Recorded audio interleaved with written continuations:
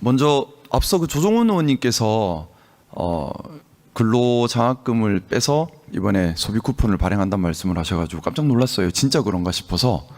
그래서 진짜 그러면 안 되는데 싶어서 급히 저대로 확인을 해보니까 천만다행 그런 건 아닌 것 같아요. 그래서 좀 잘못된 부분 좀 바로 잡아드려야겠다는 생각에서 먼저 이 부분 기재부에 먼저 확인부터 좀 하겠습니다. 이 우리 추경이라고 하는 것이 원래 우리 본 예산 다 한 후에 집행 정도를 봐서 또 감액할 건 감액하고 증액할 건 증액하고 그렇게 하는 거죠. 맞습니다. 예. 예산이라는 것이 낭비되어서는 안 되기 때문에 뭐 최초 본 예산을 짤 때에 예를 들어 뭐 1,000억 정도의 예산이 들어갈 것으로 예상했지만 실제로 집행해 보니 그 정도 예산이 안 들어갈 것 같고 그래서 돈이 남을 것 같고 그러니 그 돈을 다른 데 쓰자. 그런 추경인 거잖아요. 그죠?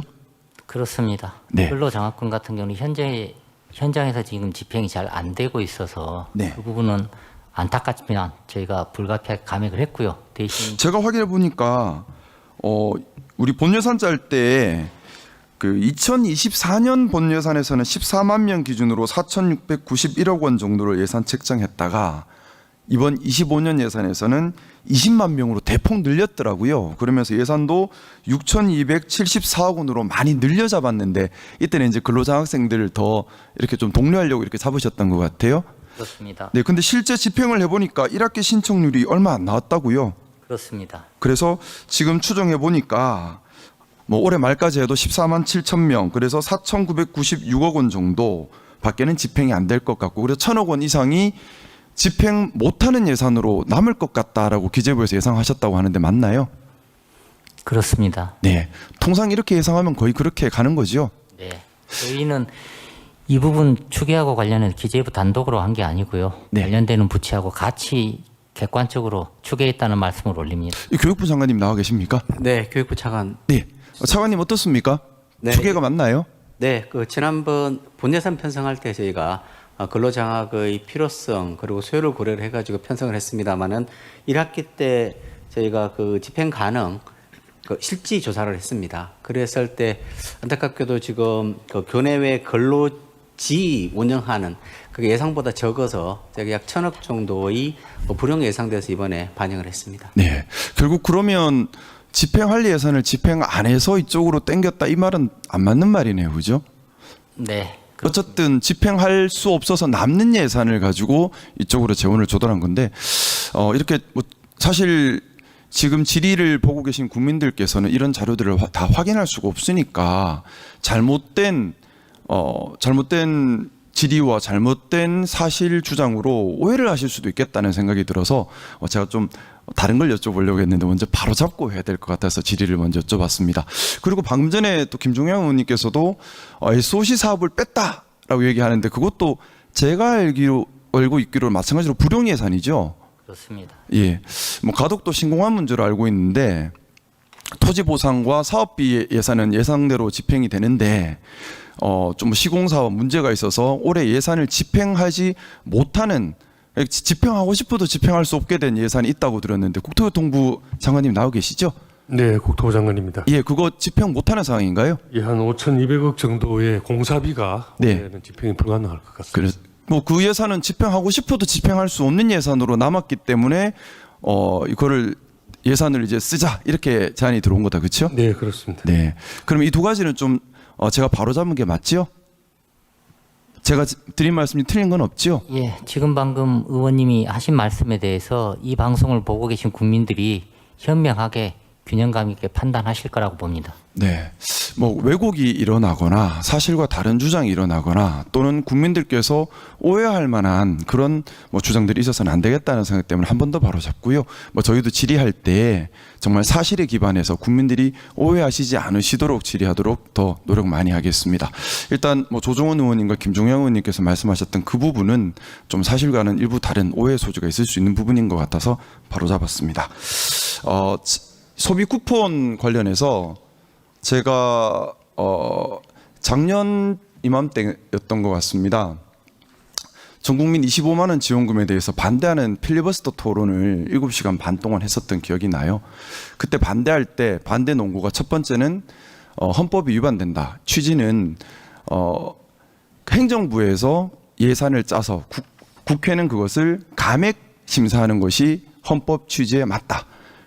근데 지금은 행정부에서 가져갔으니까 지금은 헌법에 합헌되는 거죠.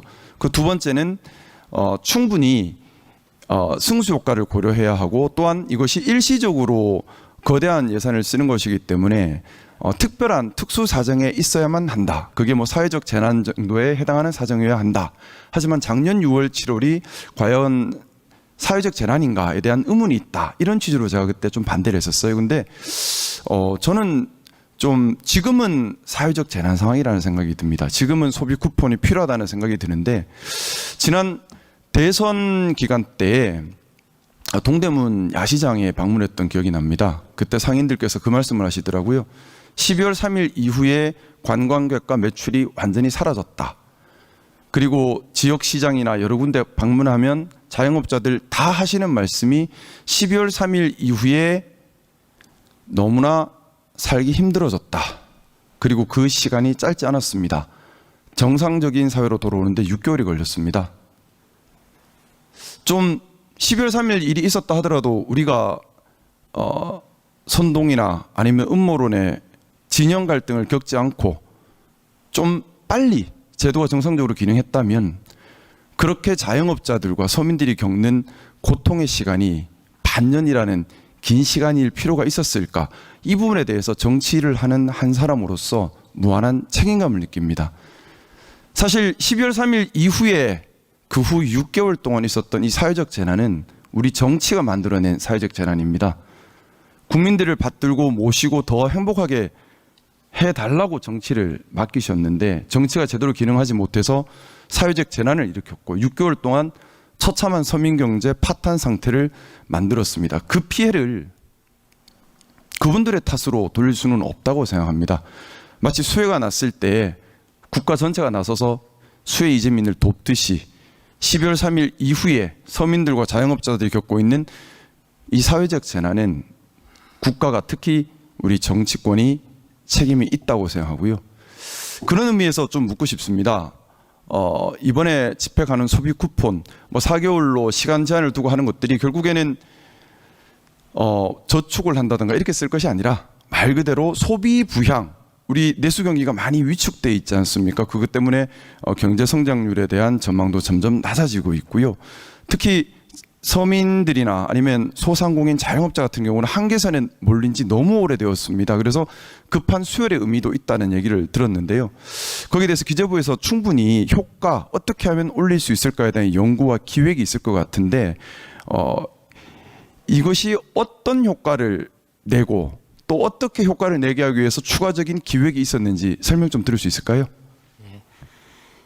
일단은 의원님께서 지금 말씀을 주신 것처럼 민생회복 소비 쿠폰이라는 게 선언적으로 맞다 틀리다 얘기할 수 없는 거고요. 경제 여건과 같이 봐서 특정의 경제 여건 하에서는 바람직하지 않을 수도 있고 특정의 경제 여건 하에서는 반드시 필요하고 시급해야 될 필요가 있는 사안인데요. 지금 현재 우리가 처해 있는 총량의 문제, 부문명 문제, 그리고 서민과 소상공인이 실제로 경제지표 이상으로 고통과 어려움을 겪고 있는 민생경제 실상 이런 거를 봤을 때 지금 민생회복 소비 쿠폰이 필요한 시점이 아닌가 이렇게 저희는 판단을 했고요. 그리고 이와하면 신속하게 집행을 해야 되겠다 이렇게 판단을 했습니다. 그래서 효과를 높여야 되겠다 이런 측면에서 저희가 두 가지를 했는데요. 이게 뭐 소득 수준에 맞춰서 맞춤형으로 지원을 해야 되겠다. 왜? 여기 계층별로 소비에 실제로 투입되는 효과가 다르니까요. 이런 측면이 하나 있고 가급적이면은 하루라도 빨리 여기 지급해서 현장의 고통을 속도감 있게 완화해야 되겠다. 그런 측면에서 조기 집행할 수 있는 거는 조기 집행하고 맞춤형 때문에 시간이 걸리는 부분은 또 차후에 집행하는 걸로 그렇게 1, 2차 나눠서 집행하는 걸로 민생 회복 소비 쿠폰을 설계를 할 때 두 가지 점을 고려해서 설계를 했습니다. 그러니까 이게 복지 수단이 아니라 말 그대로 소비 증진 수단으로 기획을 하신 거죠? 두 가지 효과를 저희는 동시에 기대하고 있고요. 일단은 소비 촉진될 거고요. 그럼 이게 자연스럽게 소상공인과 자영업자 매출로 연계가 될 거고요. 이게 다시 또 뭐 소득으로 연계가 돼서 선순환 효과가 발생하는 두 가지 효과를 동시에 기대하고 있습니다. 네. 귀한 국민들의 세금이 쓰여지는 일이기 때문에 낭비되는 것 없이 정말 승수 효과가 가장 많이 발현될 수 있도록 기획과 또 방식에 세심한 주의를 기울여 주시기를 한 번 더 당부드리겠습니다. 그리고 국토교통부 장관님 나와 계십니까? 네. 좀 여쭤보고 싶은 것이 있는데요. 이번 추경에 보니까 앵커 브릿지, PF 앵커 브릿지 마중론으로 해서 예산이 배정이 되어 있던데요. 네네. 제가 조금 의문이 들었습니다. PF 사업이라고 하는 것이 보통 단계를 거치지 않습니까? 네. 토지 매매 계약을 체결하고 그 다음에 토지 매매대를 지급하기 위한 브릿지론을 일으키고 그 다음에 본 대출 일으켜서 브릿지론 상환하고 그 다음에 본 사업들, 본 PF 일어나고 마무리되고 이렇게 흘러갈 텐데 지금 브릿지론, 앵커 브릿지론이라고 하는 것이 결국 브릿지론을 일으키기 위해서 정부 재정을 쓰겠다는 건가요? 브릿지론을 대체해주기 위해서 리트 방식으로 해서 브릿지론은 아시다시피 굉장히 고율의 이자를 쓰지 않습니까? 지금 이제 사실은 이 예산은 건설 경기를 좀 살리기 위한 경기 진작용 예산으로 이해해 주시면 되고요. 제가 이제 뭐 예산을 좀 잘 낭비되어서는 안 되니까 네. 그래서 좀 여쭤보는 건데 사실 이 부동산 PF 과정에서 큰 피해가 발생하는 것이 어떻게 보면 준공 후 미분양으로 인한 금융사 부실 문제 네. 또는 준공 전에 시행사, 시공사 부도로 인해서 수분양자들이 피해를 보는 문제 이런 부분들이 좀 큰 문제들이 되는 것으로 저는 알고 있는데 브릿지론이 일어나지 않는다고 해서 피해를 보는 사람이 사실상 사업 시행자 외에는 별로 없는 거지 않습니까? 그러니까 피해를 보는 것을 방지하기 위한 것이 아니고 건설 경기에 건설 회사들의 건설 경기 새로운 일감을 제공해주기 위해서 여러 가지 정부 재정 역할을 지금 찾고 있는 중에 굉장히 고율의 이자로 조달하는 것을 저율로 해줘서 그래서 지역에 필요한 여러 가지 꼭 주택 사업이 아니더라도 데이터 센터라든지 무슨 관광 시설이라든지 이런 것들을 좀 PF를 만들어줄 수 있도록 하는 그런 역할을 하는 예산입니다. 네, 이번에 뭐 예산 배정된 거는 네. 뭐 제가 충분히 참작은 할 수 있는데 네. 이것이 자칫 잘못된 주택 사업으로 가거나 또는 개인이 부담해야 할 사회적 경제적 리스크를 국가가 부담하는 형태가 되어서는 안 된다는 취지에서 설명을 드린 겁니다. 뭐냐 하면 브릿지론이라고 하는 것이 사업성이 있다면 일반 사금융에서도 충분히 일어날 수 있는 것이고 브릿지론이 되고 안 되고는 사실은 사업의 성패에 달려 있는 거지 않습니까? 사업성이 있는지 없는지 여부에 달려 있는 건데 이것이 자칫 지금 어떻게 보면 정상적인 브릿지론이 일어나기 힘든 또는 그것으로 해서 사업성이 확보되기 어려운 경우에 앵커 브릿지론이 이제 들어갈 텐데 달리 말하면은 그만큼 리스크가 크다는 얘기거든요. 그 리스크가 현실화되면은 이 국가 재정의 손실로 이어질 수밖에 없는 것이고 또 이 사업이 정상적으로 이루어졌을 때 이득 보는 거는 사업자에 불과한 건데 일반 국민이 혜택을 보는 것이 아니라 그렇지 않습니다. 의원님 그 사업자가 아니고 이것은 물론 뭐 공공이 사업 주체는 아니지만 저희가 지방에 특히 지방의 건설 경기를 좀 불러일으켜서 네, 지방의 제가 고용을 시간이 조금 하기 제한돼 위해서 있어서 조금 먼저 말씀을 예, 재정의 올리면 역할을 제가 여러 그래서 가지로 드리는 갖고 말씀입니다. 뭐냐면 중앙에 수도권에서는 앵커 브릿지론 필요 없이 브릿지론이 잘 일어날 거예요. 근데 지방은 지금 부동산 경기가 매우 안 좋습니다. 그러다 보니까 문제된 현장들이 많이 있어요. 문제된 현장들이 아까 말씀드렸던 것처럼 준공 후 미분양 또는 준공 전에 사업자 부도 이런 부분들에서 큰 문제들이 발생하고 있는데 이런 부분들에 대한 대처 없이 브릿지론이라고 하는 것은 사업 초기인데 지방에서 지금 준공 후 미분양이 일어나거나 또는 뭐 이런 여러 가지 문제가 벌어진 건 부동산 경기가 안 좋고 사업성이 없어서 그런 건데 여기다가 추가로 사업성이 더 나쁘게 만들 수 있는 여러 가지 공급이 더해지는 거거든요. 그래서 저는 의심스러운 거예요. 왜 여기 브릿지론을 이렇게 앵커 브릿지론을 하는 보시니까 건가? 그런 질의를 좀 예. 의문을 가실 텐데요. 사실은 이거는 지역에 필요한 사업인데 자금 조달 코스트가 높아서 전체적인 사업 타당성이 안 나오는 사업들에 주로 쓸 겁니다. 그래서 예. 지금 이제 앵커 브릿지론 대상 기준에 대한 구체적인 내용을 제가 아직 확인을 하지 못했는데 제가 좀 제안 부탁을 드리고 네, 싶은 네, 것이 있습니다.